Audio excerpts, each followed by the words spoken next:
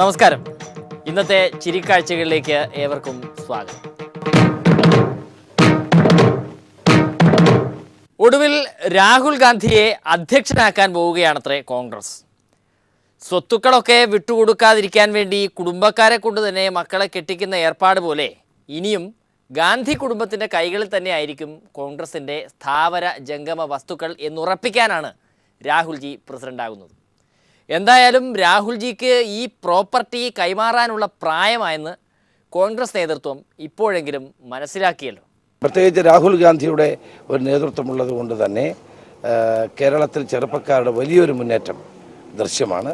അത് ഈ തെരഞ്ഞെടുപ്പ് പര്യടന വേളയിലൊക്കെ ഞങ്ങൾ കാണാൻ കഴിയുമായിരുന്നു. വിദേശത്ത് പോയി പല വിദ്യകളും രാഹുൽജി നേരത്തെ പഠിച്ചിട്ട് വന്നിട്ടുള്ളതാണ്. പ്രസിഡന്റ് കസേരയിലിരുന്ന് ആ വിദ്യയെല്ലാം പ്രയോഗിക്കാൻ രാഹുൽജിക്ക് കഴിയട്ടെ. ഇനി കേരളത്തിലേക്ക് വരാം. പുതിയ സർക്കാരിൻ്റെ ചില ടെക്നിക്കുകളെ പറ്റിയാണ് ഇനി. ഒരു ഫുട്ബോൾ ടീമുമായി കേരളത്തിലേക്ക് വന്ന സച്ചിൻ ടെണ്ടുൽക്കറിനെ സൂത്രത്തിൽ ഒരു ജോലി ഏൽപ്പിച്ചിരിക്കുകയാണ് സർക്കാർ. ലഹരി വിരുദ്ധ നടപടികളുടെ ബ്രാൻഡ് അംബാസഡർ പോലൊരു സംഗതി. എന്തായാലും സച്ചിൻ്റെ വരവ് കാണാം ഇനി.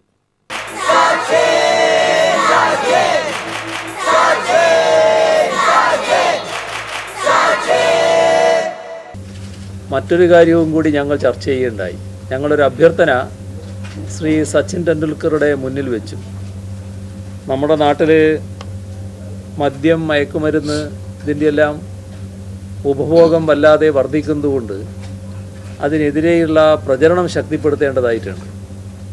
അത്തരം പ്രചരണ പരിപാടികളിൽ ശ്രീ സച്ചിൻ ടെണ്ടുൽക്കറുടെ പേര് ഉപയോഗിക്കുന്നതിനുള്ള ഒരു അഭ്യർത്ഥനയാണ് ഞങ്ങൾ മുന്നോട്ട് വെച്ചത്. അത് അദ്ദേഹം പൂർണ്ണമായും അംഗീകരിച്ചിട്ടുണ്ട്. ഇത്തരം കാര്യങ്ങളിൽ നിന്ന് തീർത്തും മുക്തനായി നേരത്തെ തന്നെ നിൽക്കുന്ന ഒരാളെന്ന നിലക്ക് സന്തോഷപൂർവ്വം അതുമായി സഹകരിക്കാമെന്ന് അദ്ദേഹം പറഞ്ഞിട്ടുണ്ട്. കളിയും കഴിഞ്ഞ് കാശും ഉണ്ടാക്കി പോകുന്ന താരങ്ങളെ ഇങ്ങനെ ചില പണി ഏൽപ്പിക്കുന്നത് എന്തുകൊണ്ടും നല്ലതാണ്. നാട്ടിനും കൂടി എന്തെങ്കിലും ഗുണം വേണ്ടേ? കാര്യക്ഷമതയും ആത്മാർത്ഥതയും കണക്കിലെടുത്ത് സെൻകുമാറിൻ്റെ DGP തൊപ്പി തെറിച്ചു.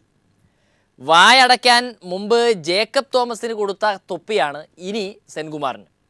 അതെന്തായാലും നന്നായി. പക്ഷേ കാര്യം ഈ സെൻകുമാർ സാറിൻ്റെ വർത്തമാനം കേട്ടാൽ ആർക്കും സങ്കടം വരും. 4 ADGPമാരും 5 IG-മാരും 2 DIG-മാരും ഉണ്ട സ്ഥലത്ത് എനിക്ക് മിക്കവാറും ആരും ഇല്ലാത്തൊരവസ്ഥയിലാണ് വർക്ക് ചെയ്യേണ്ടി വന്നത്.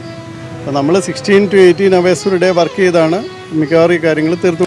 ഇതിൽ എനിക്ക് പറയാൻ പറ്റുന്ന ഒറ്റ കാര്യമേ ഉള്ളൂ. Senkumar is not Loknath Behra. ഇപ്പോൾ ലോക്നാഥ് ബെഹ്റയെ ആഗ്രഹമുള്ളൊരു സർക്കാരിന് സെൻകുമാറിനെ പറ്റില്ല. അതെനിക്കറിയാം. That is for the government to decide. മനസ്സിലാവുന്നു. പിന്നെ അതിലാകെ ഉള്ളൊരു കാര്യം നമുക്ക് തോന്നുന്നത്, ഇപ്പോൾ ഒരാളെ ഇഷ്ടമില്ലാന്ന് പറയുകയാണെങ്കിൽ then that can be told.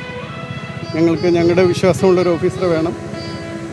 അത് നിങ്ങളുടെ വേവ് ലെങ്ത്തായിട്ട് പോകുന്ന വേവ് ലെങ്ത്ത് അല്ല ഞങ്ങളുടെ എന്ന് പറയുകയാണെങ്കിൽ എൻ്റെ അപ്പെക്സ് സ്കെയില് എടുത്തു വെച്ചിട്ട് നമ്മളത് സുഖമായിട്ട് നമുക്ക് മാറിപ്പോകാം. കാരണം ഐ ഡോണ്ട് ഹാവ് എനി എന്താ പറയുന്നത് ക്ലബ്ബോ അല്ലെങ്കിൽ മറ്റേ ആക്ടിവിറ്റീസോ അല്ലെങ്കിൽ എന്താ പറയുന്നത് 5 സ്റ്റാർ ഡിന്നറോ ഒന്നുമില്ല.